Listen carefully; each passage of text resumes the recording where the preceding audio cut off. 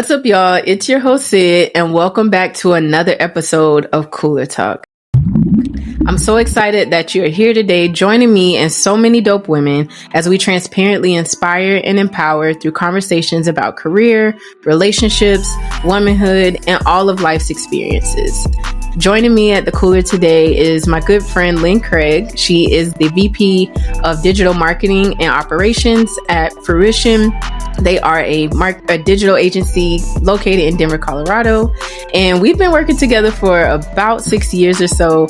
And she's one of my industry besties. So Lynne, thank you so much for joining me today. Introduce yourself. Hey, Sid. Well, thanks for having me. As Sid mentioned, Lynne Craig. I am the VP of Digital Marketing at Fruition. We are a national agency, but based here in Denver, Colorado, and work with a variety of industries, which is really fun, especially the aviation industry, which is where I met Sid. I normally would start with, I'm 6 foot, I'm a Gemini, but I just started with it. There you go. Anyway, so just a little bit about my background. Got my start way back in the day. I've been doing this for 30 years now. So when I think about it, got my start back in the day working on an island in Florida and doing hospitality and working with children's programs, which was a ton of fun, but then needed to get real and find a career that really spoke to me. And eventually I got into, ironically, recruiting in HR, and I was working for TransUnion, a pretty large-scale credit bureau agency. Got started there in HR and really got some good fundamentals. But I remember because I was recruiting, one of the individuals that I was supporting, one of the divisions was the database marketing group, and I was sitting down with the VP. His name's Dave Paulus. He takes credit for everything that's happened in my life, and it's a joke. He was great and has been a huge inspiration for me. But I remember sitting there going, I want to get into marketing, and I didn't say it that way, but I said, I have the perfect person for you. Mm-hmm. And he's like, it's you, right? And I'm like, yep. I said, I really want to get into marketing, want to get out of HR, just didn't feel right. And so that started my career in marketing and sales. And so I started with them. And then since that time, I spent a lot of time in database marketing, selling analytics and solutions. But then I got back to my roots again in the travel marketing industry, and worked for a travel marketing agency for about 7-8 years, where we worked with a lot of convention and visitor bureaus and state tourism offices. And I got to lead accounts and strategy, and then eventually oversaw our operations for that organization. Decided to take a little bit of a turn and wanted to get back into the digital realm of advertising and marketing. And that same gentleman that I sat down with, my old boss back in the day at TransUnion, who got me started in the career, I remember sitting down with him and I'm like, I just need to get back into it, not feeling it where I'm at right now. And he was like, let me introduce you. I've got somebody that I know at this agency that she just started there. She's the president at Fruition, and I'll make the introduction. And almost 9 years later, here I am. So I've been working at digital marketing since that time. Wow. Like so much packed into that, right? Like just that thread of mentorship, that you got to have with him, and continuing to, just always kind of find like those people in life that help your path. Like I can totally relate to that. And I think we've all heard the saying of like, it's not always about what you know, but it's about who you know. And so it's always like inspiring when you kind of can have, those industry friends or bosses or mentors or family or whatever that just like really kind of help, your path. So we talked a lot, about what inspired you, sort of in the marketing space. You've clearly seen like the gamut of it, right? Like we're talking pre-social media age, like all the way up until now, and you like being a VP of digital marketing. So with that inspiration kind of like within your career, who inspired Lynne growing up? Like who was Lynne's inspiration, as a little girl? Oh, wow. My dad. And he still is a huge inspiration. I think it's because we have very, very similar personalities and we think alike, and just my dad. But I'm going to put a little pin in that because I want to come back to, because I was thinking about this discussion, and but my dad inspired me. I watched him really work his ass off for his family. We had 4 kids. So it wasn't easy, and he really worked hard to be able to provide for us. But when he was, I think it was when he was like 40 or 41, he just couldn't do it anymore. He couldn't do what he was doing. He was very successful, but the organization he was working for and his bosses, he just wasn't happy, and he was tired of doing it for other people, and had this passion, this grit, and this hustle. And so at 40, with 4 kids, all under, from college age, or not even in college yet, high school and younger, and decided to start his own business. And I mean, that right there just showed me, I'm like, wow, like he took that risk and that leap of faith. And so again, not only inspired me when I was little, but even when I was getting older. And so my mom went back to work as a nurse full time, working second shift so he could work first shift. And he opened up a foundry, which is, very industrial, had to hustle his ass off to do it. And unfortunately, we didn't get to see him as much, but as things changed, at those moments, he was always there. But so was my mom. They just did it all for the family. And it just really, I think, inspired me and gave me, and I'm not perfect at all. Like, I screwed up in high school and college, as everybody does. But I think that that foundation was built back in the day, watching my father and my mom make those sacrifices and do what they could. So that way we could have a better life, and we could get an education, and we could do great things. So, yeah, man, it's becoming a theme in some episodes this season of us just kind of having that moment to reflect and realize, they always say like hindsight is 2020, but now like as adults or like having our own lives, like how much impact the things, the decisions, the choices that like our parents made like impacted us, and I think now, obviously having Braylon, I think about it so much different and so often, about every little thing that I do, whether it's pick up my phone while she's eating dinner, or, like how long I stay in the office, or what did I buy for her to eat for dinner, like all those little things, you start to think of it like 10 times more when it's actually a little human, that you see impacted. But I feel like, even like with our parents, like I don't know if they ever had the way, just growing up, like if they ever had that ability to just stop and think about all their impacts. They just did. They just worked. They just, did what they had to do. We weren't like really in the space of society of podcasts and people talking about feelings. Like, they were just doing what they had to do. And so I think that's kind of also a privilege we get today, to be able to look back and then think like, okay, well, tomorrow I'm gonna make a better decision because I thought about, some things that I, did today that she may look at differently or something. Like, it's so crazy to think about life like that now. It is. And I said earlier that like, I wanted to put a pin in it because yes, my dad inspired me. And I think from a business standpoint and work standpoint, but my parents were aging and I'm getting older, and you do a lot more reflection. And, with some health issues that have happened with my father, I'm watching my mom, who is, I battled with my mom. Who doesn't when you're younger? You don't want, I wanted to do the opposite of everything she told me, and wait for Lynne. She's going to be doing that to you too. Oh, remind As my father would say, I bless you. Yeah.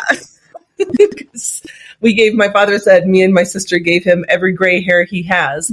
But I think about my mom, and I just think about like how I didn't dismiss her, but she was the heavy hand. She was the one that was there all the time. And, but I'm watching as they get older, how much she is now inspiring me. I'm going to get a little emotional about it because she gives so much. And she is there taking care of my father without complaining, without whatever. She's just doing it. And it made me think, like, she's been doing that all her life. All her life. With 4 kids and a husband. Exactly. Yeah, 4 kids and a husband. And she did it. And, she may have complained a bit here and there, but overall, I mean, she just really, I don't know. She's just keeping a positive attitude about it. And it reminds me of those, I reflect at work, even like those individuals that sometimes the big boisterous people with the ideas and talk, and like my dad had, great personality, ambition, hustle, grit, just drive. And he does, and that's in his personal life as well. He will sit here and would talk you and him, Sydney, he would talk your ear off. He'd interview you.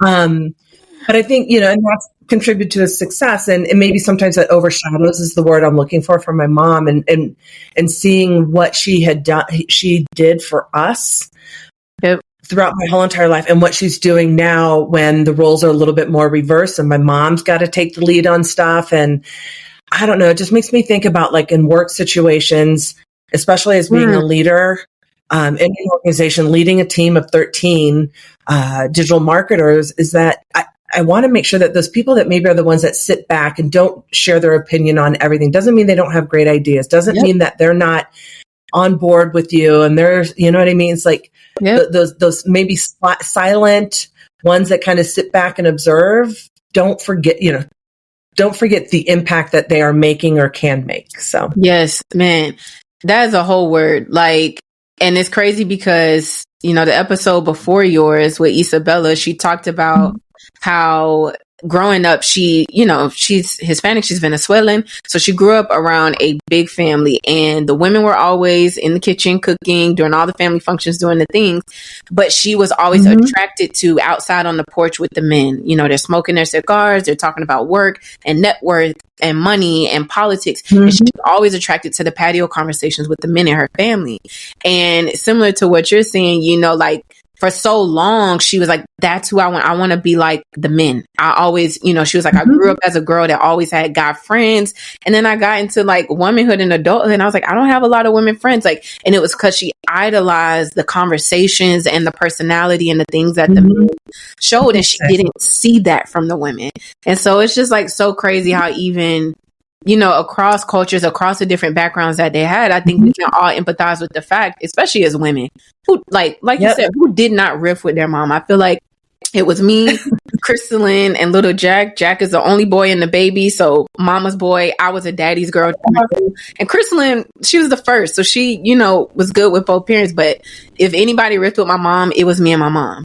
And, especially to this day, I think about her, sitting in the hospital with me for 9 months, having to quit her job, still take care of a whole household when I was sick, with cancer. And as I was a kid then, right? So I still didn't even quite understand that level of sacrifice.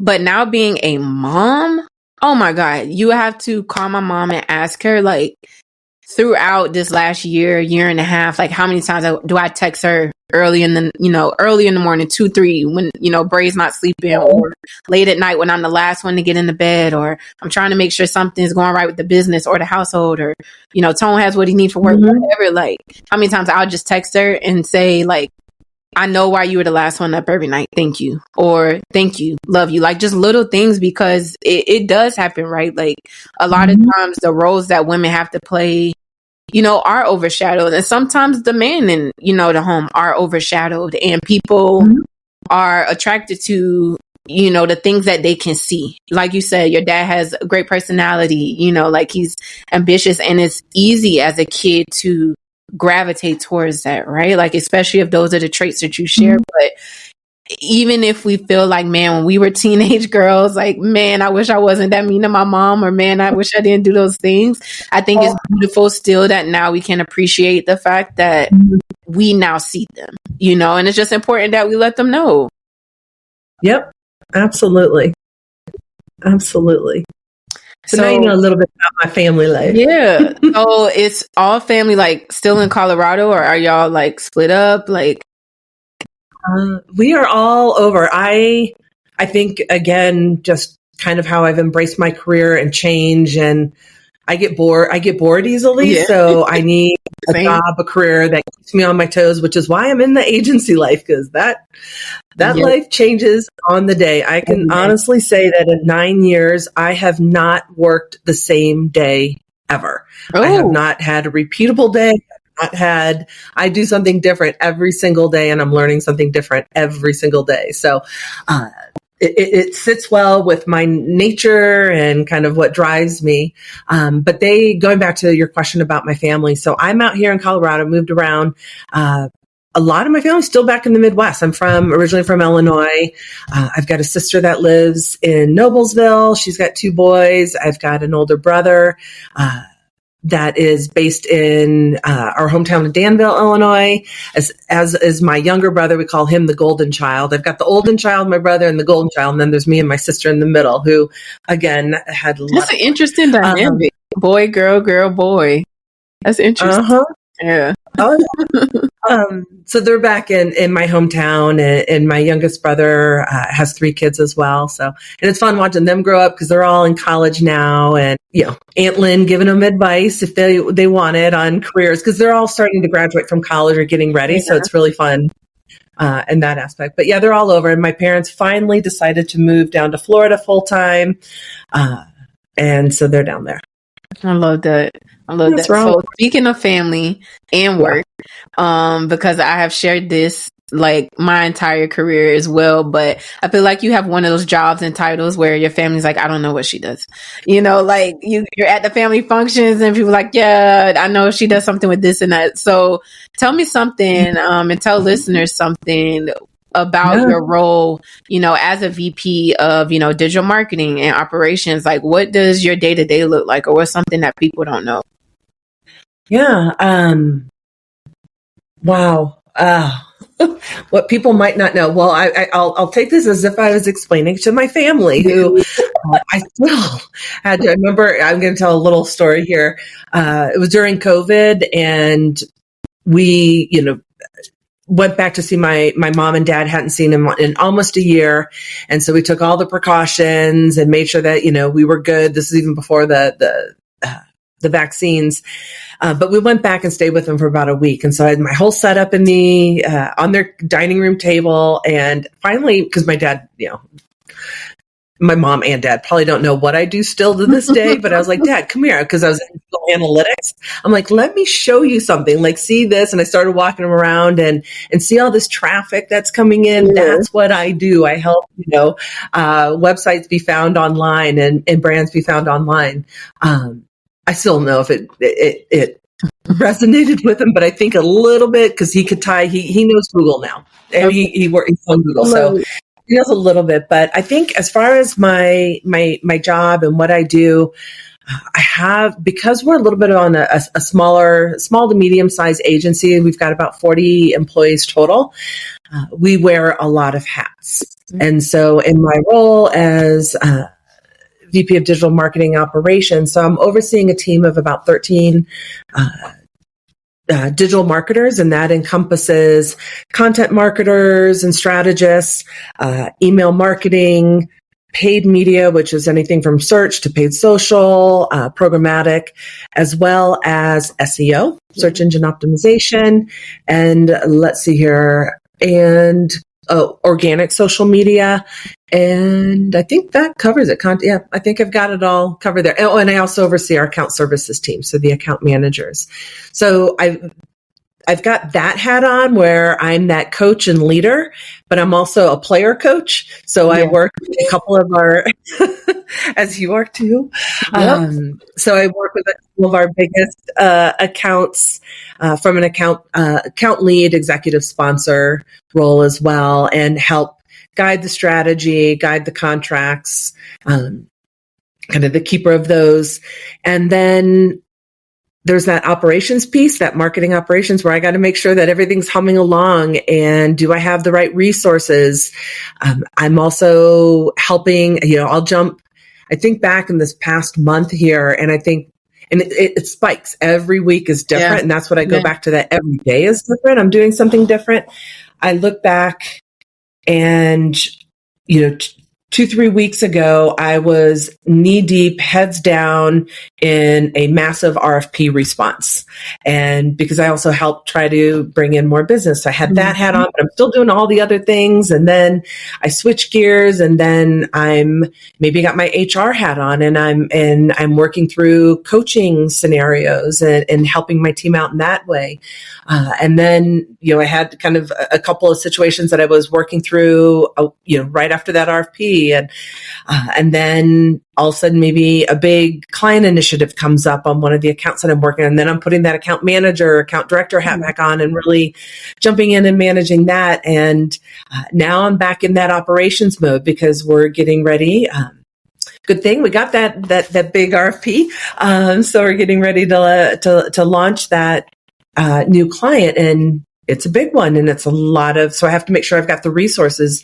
And all while I'm doing that, I'm making sure that my team's happy, that they've got a balanced, it's really important for me to make sure that they have a balanced work life.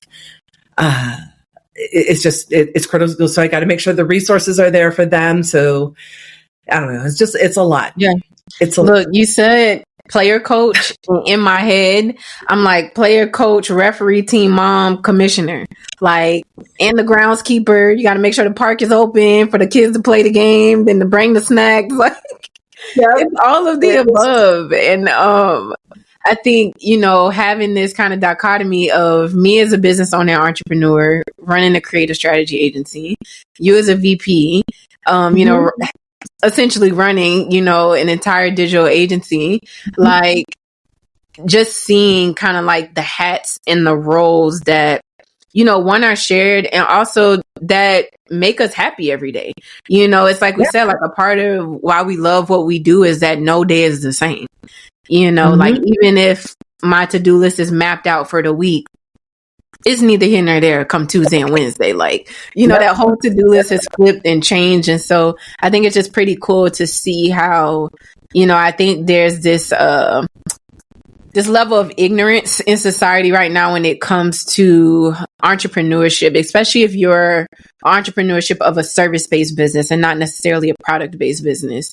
In a sense, hey, I can say I'm the CEO and founder, but I'm also the social strategist. I'm also on the meeting with the clients. I'm also, cutting through contracts and RFPs. So let's get into our pour session. So if you're listening for the first time, this is where we take a break in the conversation and you get to know a little bit about me and my guests with some fun questions. So first question is, if you could only keep one of these forms of communication, email or text messaging, think about work, think about personal life. If we could only have email or text messaging, which one would you keep? Good question, because I'd answer one way for work and one way for personal. I think though, if I had to pick one, it would be texting. It'd be texting. Yeah. Because email, you have to craft an email. It takes longer. I know Gen Z is all about trying to shorten it and just using brief words, but I grew up where you structure a sentence and you have proper introductions and you say goodbye. So it does take more time. I get it. But I would say text. It's just immediate. Yeah. And you have to be to the point. I want to say text, for more of the personal side, but if I view this from if only one could exist, if only one of these existed, I think I'll go with email because I actually get less communications from people. I'm gonna go the introvert, leave me alone way. I think I'll pick email because then that means less people would reach out.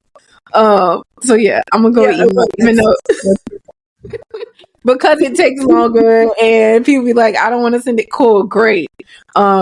And all those, that meme joke of, that meeting could have been an email, all that stuff. I feel like we actually balance things out the right way at that point. Yep. That's funny. So if you could have, if you had a different career path or another job or a hobby that turned into a job, if you could do anything else, for your 9 to 5, quote unquote, what would it be? Oh, I already know that. I would own a bakery. That's so dope. I'm still learning how to bake bread thanks to my friend Jesse. He's all in it, and she's buying the right tools for me and the little scales and all that. And she coaches me. I will never be her. Well, I might be someday. I'm competitive. So, but I love baking. It is like my therapy. I love making cookies and cupcakes and cakes and sweet stuff. And I don't know, it brings me joy. I love doing it for people. I love doing it just, I don't know. So I would open up a bakery. And trust me, I've always thought, like, if I could be an entrepreneur, what would it be? I would love to have my own business. And it would be that. But then I was like, well, I'd have to bake a lot of freaking cupcakes to be, a lot of cupcakes you got to bake and sell. But I think that would be what it would be. That's so cool, Lynne. I don't think, I've almost known you for 6 years, and I don't think I've ever known that. I know that when y'all have had, company events and stuff, I know you to bring things or to bake stuff, but I don't think I ever tied the two together that, you love baking. That's your, hobby. That's so cool. So if the family or your coworkers, know you for something, what's your thing when it comes baking? My family would know me for my Mississippi mud bars. Ooh. And my chocolate peanut butter pie. And they'd also probably know me for my Italian cream cake that I make. Wow. And my coworkers would know me for, I remember this. They would know me for my chocolate chip cookies and my ho-ho balls that I make every Christmas. I'm wrong. I shouldn't have asked this question because now I'm I want all of those things right after this. I'm craving chocolate now. I know. I was just thinking about that. I'm ooh, maybe I'll make some cookies this weekend. No, I'm trying to think if I could just be anything.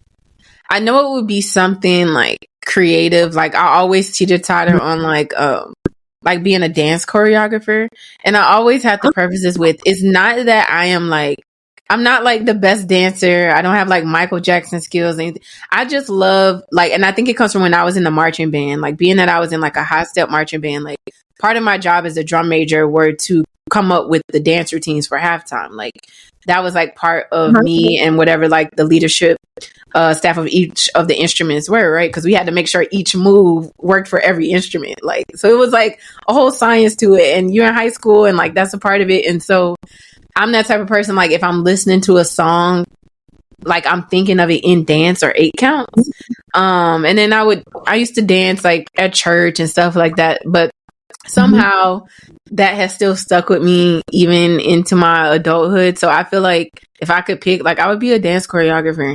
And I think it also surrounds around the fact that I just want to have a job, because I've never had a job like this, where you just go to the job and then when you leave it, it's done. Yeah. You don't bring the job home.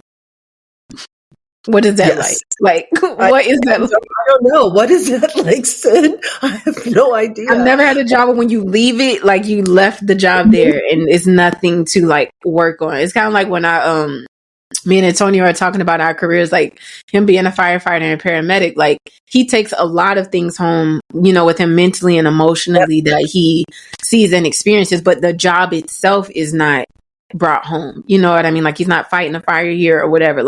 Whereas the jobs I've always had, working in marketing, it's always with you. And I'm just I don't want a job like that anymore. Can I have can I just be a dance choreographer? We dance, sweat, and I leave, and that's it. So that would be mine. I would. Well, and now I think about a bakery. I probably wouldn't make bread because you have to get up so freaking early. Yeah. I'd be but yeah, I know, I totally hear you. Some days it's just sometimes I just want to be told what to do and just punch the clock and go home and leave it and not think about it. And I don't know. I think you had asked earlier in our conversation around what is one thing maybe that people don't expect or know about.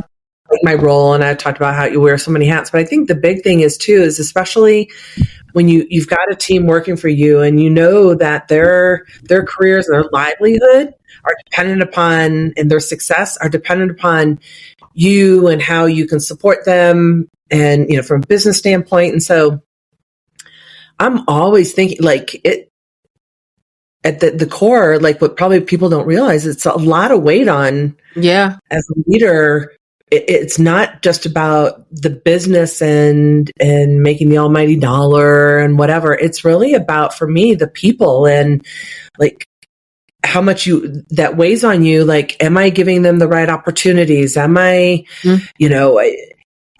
are we bringing the right clients? Are we working with, clients that are going to challenge them, and are they getting challenged? And are do they have fulfilled? Yep. Yeah. And that's the stuff that keeps you up at night, or, but it also keeps me going, because it's like, that's what I do. That's why, you do what you do. But anyway, that was a random little thought there, but it just got me thinking about it. Yeah, absolutely. I agree with that wholeheartedly. I think that's, like you said, just being a leader, in any job. And then, for me, running the business, playing in the business, managing the clients, managing the team. Like, at the end of the day, I always tell people, like, if every client we had, like, was not here or walked away, like, at the end of the day, a part of, like, kind of our rebrand this year and our foundation was, what value do we provide to the world? Like, who is Digital 319 to the world? Like, a lot of our clients, over the last almost 4 years have been, word of mouth and referral. And we could not use social media as a means to, have a presence. We don't need it. I don't need it necessarily to gain new clientele, but we do that because it's like, what value do we provide? When people come and work for me, like, it's bigger than whatever client. I don't want them to just be like sold to whatever client we're working on, and we're not thinking about like, who are we to the world? Like, what do we provide? What value do we provide? What do we stand for? All those things. And so I think that was like a big part for us when we were crafting kind of like the mantra of our rebrand of like, this isn't a job. This is a collective and a community. We're an agency, of people that have different thoughts and things. And it has vibed. It has worked. It has been amazing. I think the more as a leader that you can show the team like the bigger picture, and they know that the bigger picture is not X client or this amount of zeros in the account or all of that, then the work just becomes so much better. Everybody's, starting to see the same visions that you have. And I've just loved it. Like, the amount of praise and community and I got your back. Oh, I had a hard day, guys. And just like seeing that in Slack is like, what have I created? Like, that's how I feel like at the end of every day and every week. And it's empowering. Isn't it cool? It is. Isn't it cool when you get to see your team, like you just mentioned, in Slack, and you pop in and you see them like on a channel, maybe it's a client channel, and they're communicating. It's like, hey, I need some help here. And someone's like, I got you. What do you need? I got some time. Let me know. Or I don't know. That's such a cool feeling too. Yeah. And it's like you said, we love what we do because it changes all the time. But those are the moments in the day of just like, everything else could have went to shit that day. But you see that and it's like, this is why I do it. Like, this is why I will be here tomorrow. This is why I will not shut my laptop. Like, like, I absolutely love that. I guess, so, speaking of that, kind of perspective as a leader, what does a tough day look like for Lynne? What does a hard day look like? Oh, that is a loaded question there, Sid. That is a loaded question. What does a tough day look like? I want to say every day, but only because good old COVID changed us to like the amount of meetings that I have on the daily. I average a minimum of 25 to 30 meetings a week.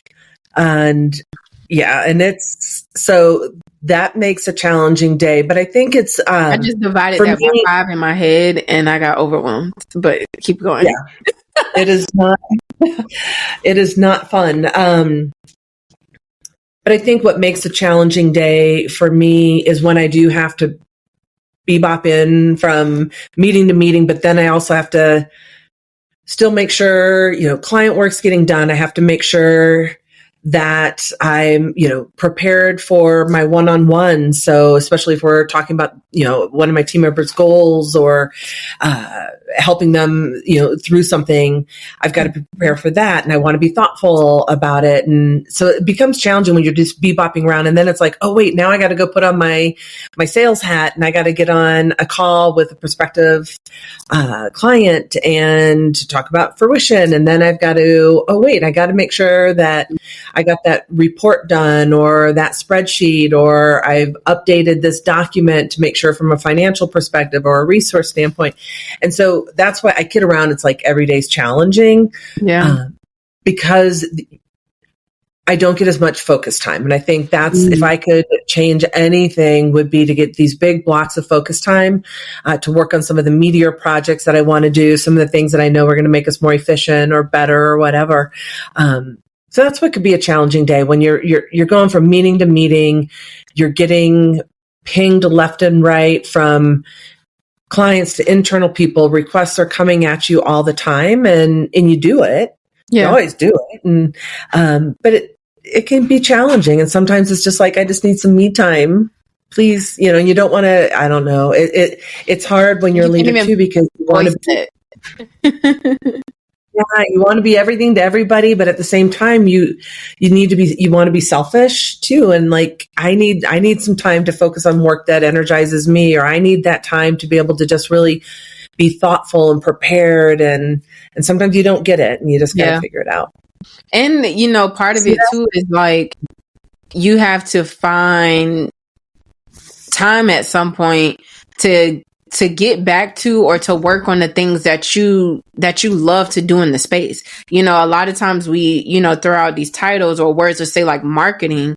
And to some people, marketing may be one thing, but being in this industry, in this space, we understand that, hey, marketing is a different thing depending on what I'm working on. Like either I'm writing copy, or I'm doing a presentation, or I'm talking to a potential lead, or what all the, all those different hats and roles, they come down to different executions and expressions of what we love. But for instance, like, I wish I didn't have to, run the business per se. Like, I just want to content create, write great stories, and talk to the clients and be a mentor and teach them the ways, of how to do, social and digital media, right? Like, we have things that we love about marketing. And when the higher you go, the further it seems like you get away from the things that you love to do in the space. Oh, yeah.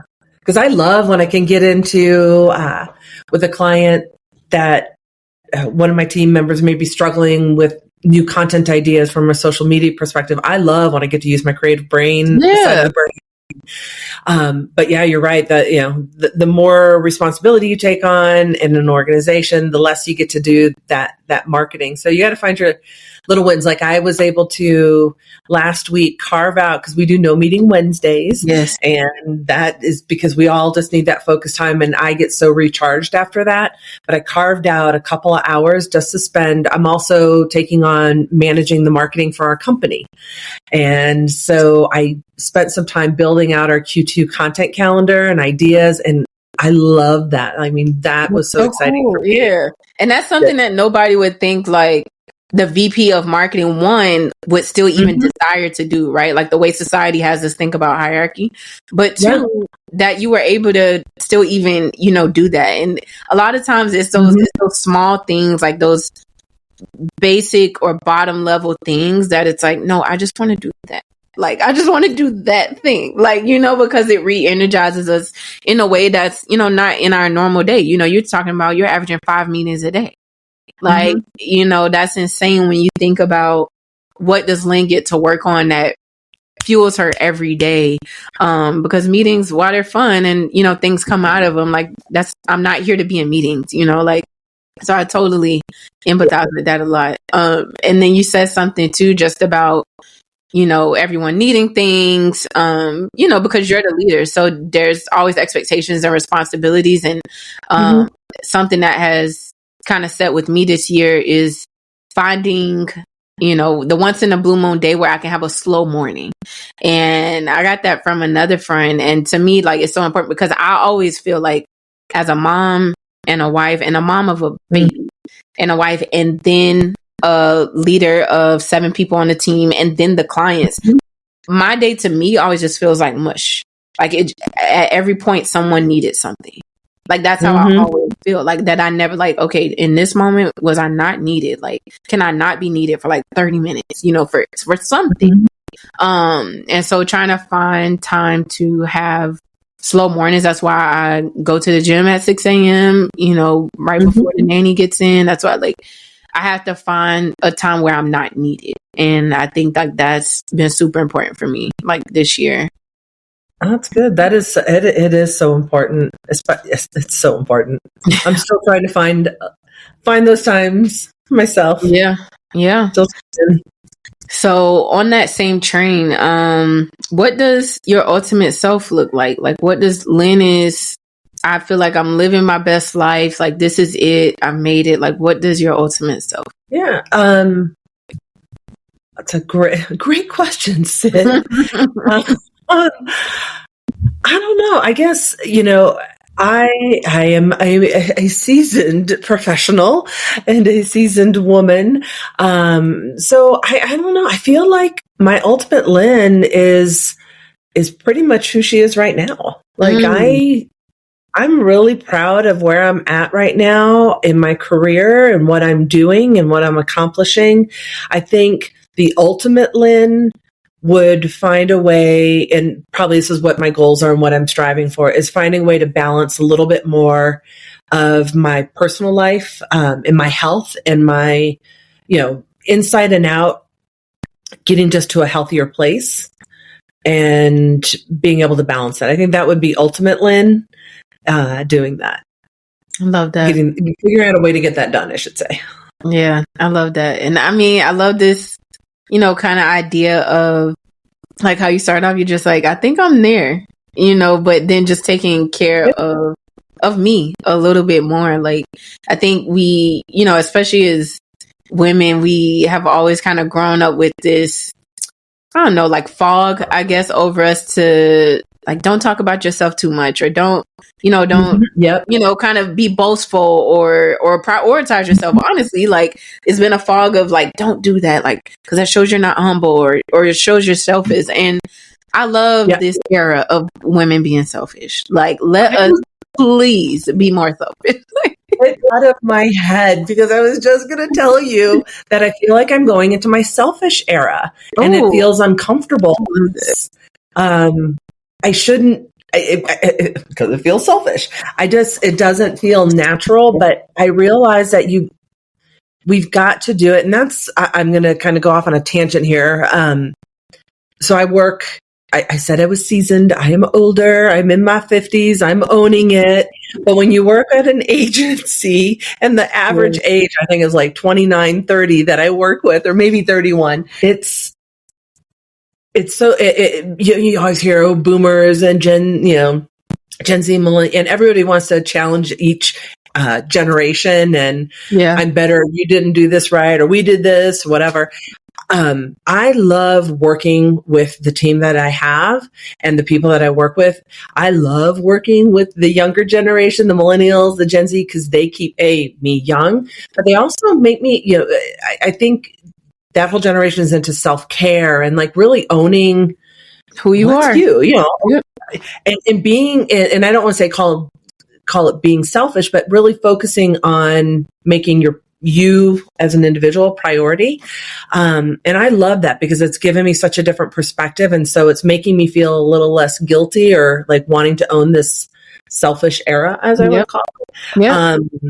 And making me a priority first, because I'm a Gen Xer. We're those latchkey kids. We did it all by ourselves. Like we work. It was just a whole different mentality back in the day. And I'm trying to shift that a little bit. So anyway, went off on a tangent but I really appreciate working with the team that I do and the younger generation, because they have gotten me to shift my perspective and think differently. And I think, you hear people like, oh, this younger generation, they're slackers. They're lazy. They're this, whatever. I'm like, I don't think so. Prioritizing them, like all the jokes and memes about taking a mental health day, like it's because we need it, and we're going to tell you that we need it, and I think the beautiful thing of something you just said is a testament to your leadership and a testament to, the way you just value the people around you, is that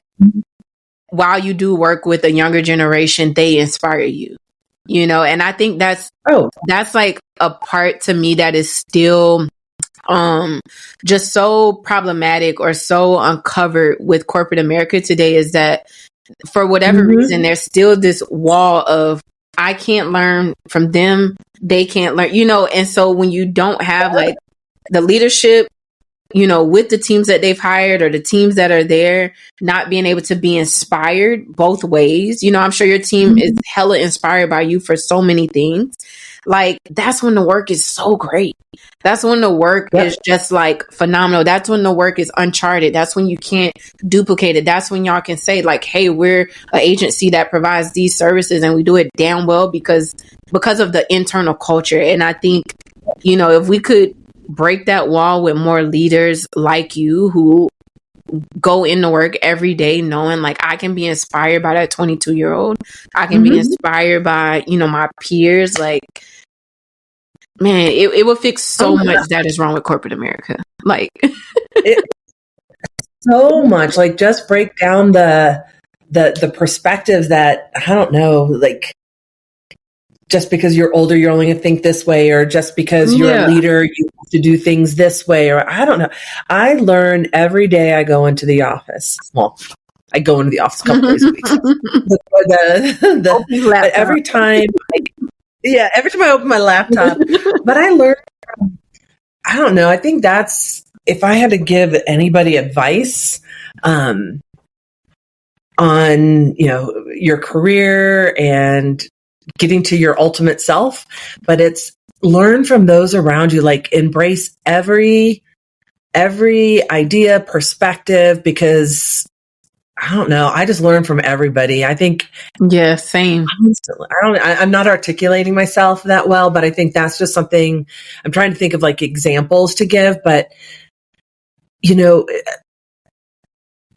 think it's more around, like, sometimes I was approached, recently. I had lunch with one of my colleagues, and she was asking, as a woman, how have you gotten to where you're at, and what would be, for a mentor, what advice would you give, and how would you find a mentor? And I'm like, you know what? It doesn't have to be this designated person. A mentor. A mentor to me is anybody that can shift your perspective, get you thinking differently, giving you advice, giving you recommendations. This is how I did it. Does it resonate with you? I don't know. So mentor, I was trying to make it be or it's not in this box. It doesn't have to be perfect. Like, mentor doesn't mean I'm going to sit down with Sid and she's going to give me all this advice on what she's done in her career. It's taking every opportunity and every interaction with individuals, no matter their age or anything, and learning from them.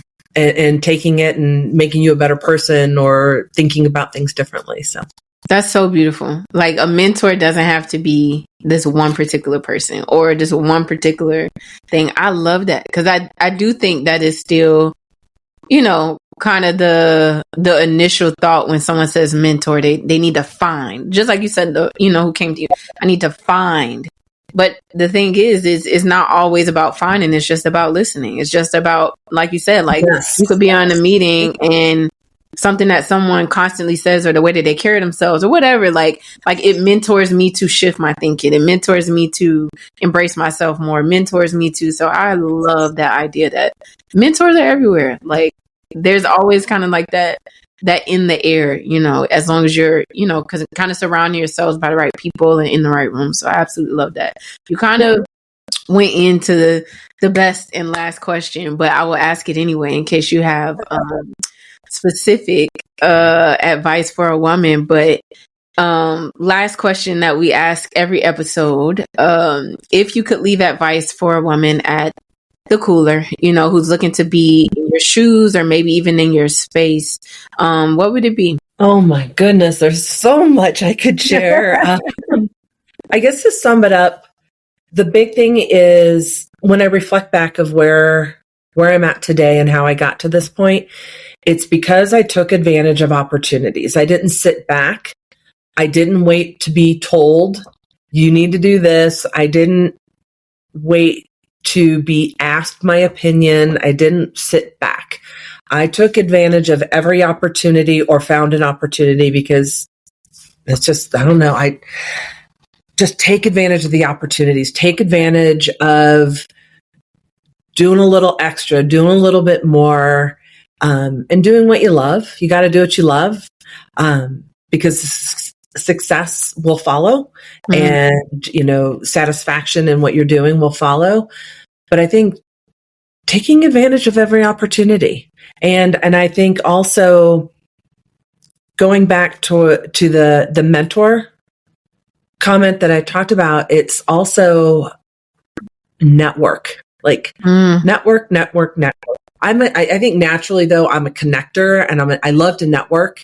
I love meeting new people. I love hearing their backgrounds and their story, whether it's personal, professional. I love like trying to make matches and connecting people to help each other out. It's just what I do, and it's what I love. But I think it's the reason why I've gotten to where I'm at, because I've built authentic relationships. I think that's what I would say too, is be your authentic self. I am somebody who probably still has imposter syndrome. Yep, we sometimes, all do. and I still think of myself as that geeky, tall, skinny, lanky girl with big glasses and braces for 4 years of her life that, you know, and who was shy, believe it or not. Everyone's always shocked when they hear that. They're like, you're shy? Like, yeah, that's shocking. But I think back and, you know, were there things that I would change or do differently? And not really. I mean, I was my authentic self. And I think that's why, I've been my authentic self. And even though in my head, I want to be perfect and I want to do everything right for everybody else, because I want to be seen as like this, oh my God, they're a superstar. They did all this, you know, whether in personal or professional life. And the reality is we're not perfect, and you just got to be who you are. Be who you are, and embrace it all. Like, I think, you know, whether it's the mentorship part, like you mentioned, like I'm a natural connector. Like, I love to network and bring people together. Like, all of that at some point, you know, throughout your career and throughout your life, you had to say, you know what, like this is a part of me, and this is like something that I just do naturally well, and I'm gonna own it, you know. And like you said, you pair that with doing the work. This is why I'm here. Like, I'm a VP of an agency, and I have to use all those things to do my job. So, you know, like it's something about like when we truly just realize like our natural gift. Like, if you just woke up in the morning, you had no skills, no expertise from school, books, trained, anything, what do you have?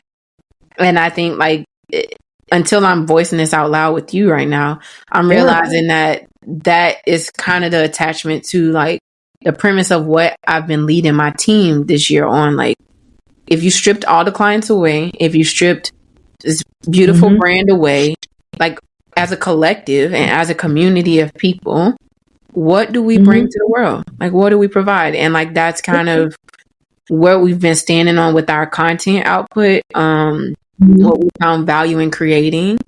And I love that. Just be who you are and embrace it. And us working with brands, like, that's part of normalizing that evolution. Like, even as a brand, just be exactly who you are. Even if something went viral with one of your products and the internet's now looking at you to respond or whatever, like, does it fold into who you are or not? Like, and I'm leaning on to this post I know we have coming up in this blog about the expectation of virality for brands.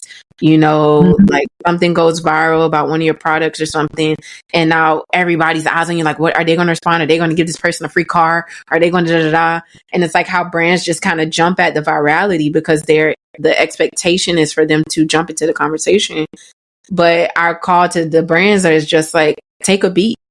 Like, just because the world is calling for you, and that's the nature of, you know, TikTok and all this these days. If it doesn't really even fit what you would normally do, don't let the internet rush you into thinking you have to do it. Like, you still, you know, you start to sacrifice parts of your brand and what you stand for when you do that. But Man, that could be a whole other episode. Like, I was just going to say, like, I could go into brands and being authentic and owning your space and differentiators, because that's like so many, just like people, we try to sometimes be things that we're not. And let's just own who we are and find those things that we're really damn good at and exploit it and do great at it. So, yep. Because there's a community of people out there, whether you're talking about a person and it's community of friends or people, or a brand and community of buyers. Like, there's a community for that.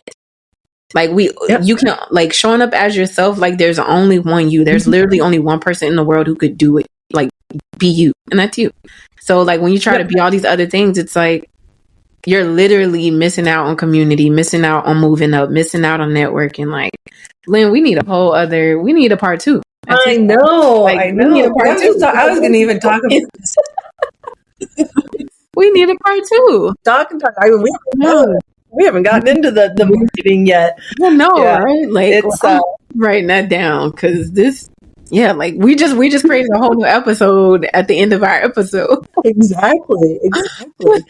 Oh, and I think you just brought up something too that reminded me of, like, what else, like, advice that I could give.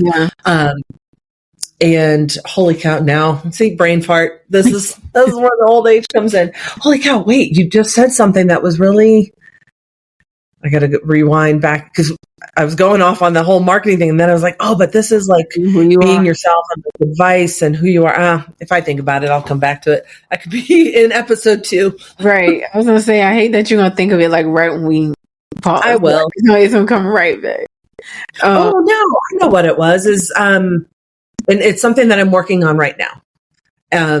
Because you had asked earlier about, like, that ultimate self, and it's something that you have been like a mentor to me on, is you've inspired me to lean into that risk and that uncomfortable feeling and take those risks. Because I see what you did with, with your business, and I've watched it grow. It's like, I love watching what you're doing right now.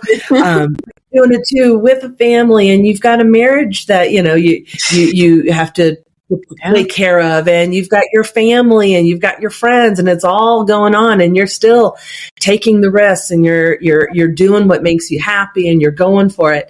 And I think you have mentored me in that way. It's why I said yes to doing this, because I was a little uncomfortable. I'm like, oh my God, I'm putting myself out there to the social space.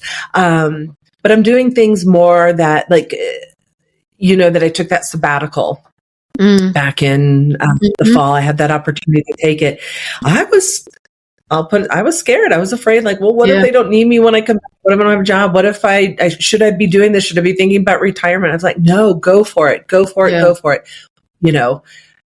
Be uncomfortable. It'll be fine. And it was the best thing I ever did. And doing this right now feels really good. So. See? Yeah. Like, I feel like being on that.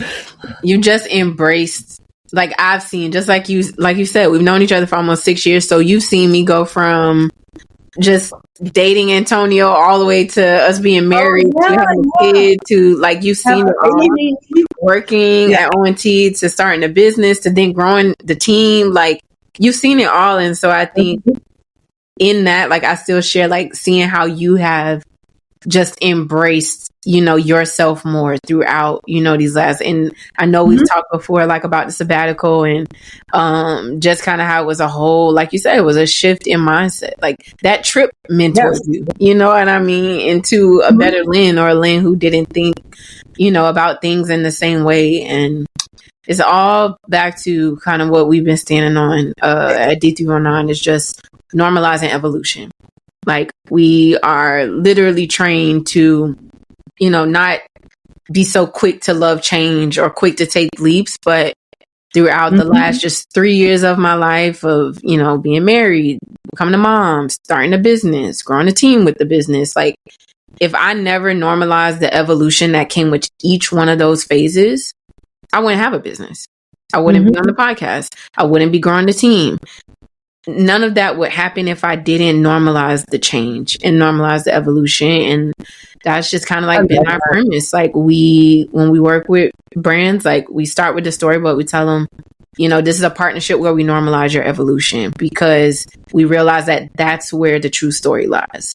Like if I didn't normalize the fact that being a mom changes my entire workday, the workday that I once knew it to be when I was just a director and all of that, I would be struggling, because I was choosing not to normalize the fact that this was my new life. Yes. Yeah, that's so well said. That is so well said. Oh, okay. Part 2, Sid and Lynne come in, because we like just on a roll. Like I know. I feel like this is our, you know, the kickoffs to a lot of our meetings. I know. Years. I'm like, we could keep talking. We do that. We're like, we could keep talking. I'm like, no, we got to actually do some work. Okay, here we go. We do. Well, Lynne, thank you so much for being on today. Thank you so much for sharing your story, most of all. And for those listening, thank y'all so much for tuning in, and thank you for coming to the cooler, and we will see you next time. Sounds great. Thanks for having me, Sid.